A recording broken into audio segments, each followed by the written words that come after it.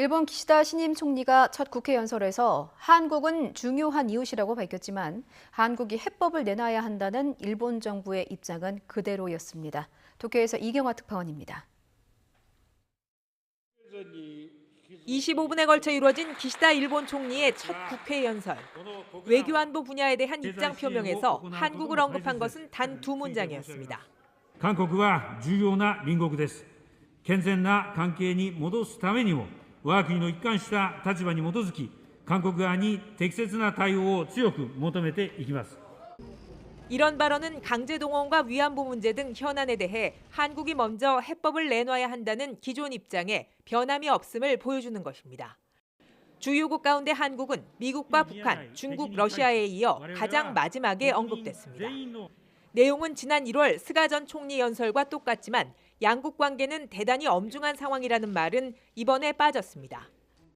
북한에 대해서는 최근 탄도미사일 발사를 염두에 둔 듯 핵과 미사일 개발은 결코 용인할 수 없다고 강하게 밝혔습니다. 하지만 일본인 납치 문제를 최우선으로 풀기 위해 대화에 나서겠다는 뜻을 다시 드러냈습니다. すべての拉致被害者の一日も早い帰国を実現するべく全力で取り組みます。私自身、条件をつけずに金正恩委員長と直接向き合う決意です。 일본 외교의 기축인 미일 동맹을 바탕으로 보편적 가치를 공유하는 나라들과 연계해 중국을 견제해 갈 것이라는 입장도 여전했습니다. 특히 일본의 국방력 강화를 추진할 것임을 예고했습니다.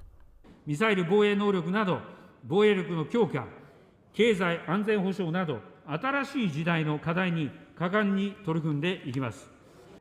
자위대 명기 등을 포함한 헌법 개정에 대해서도 정치권과 국민 사이에 논의가 활발해지기를 기대한다고 밝혔습니다.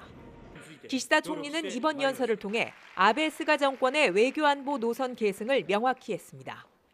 새 내각이 출범했지만 한일 관계는 돌파구를 찾지 못한 채 당분간 답보 상태에 머물게 될 것으로 보입니다. 도쿄에서 YTN 이경화입니다.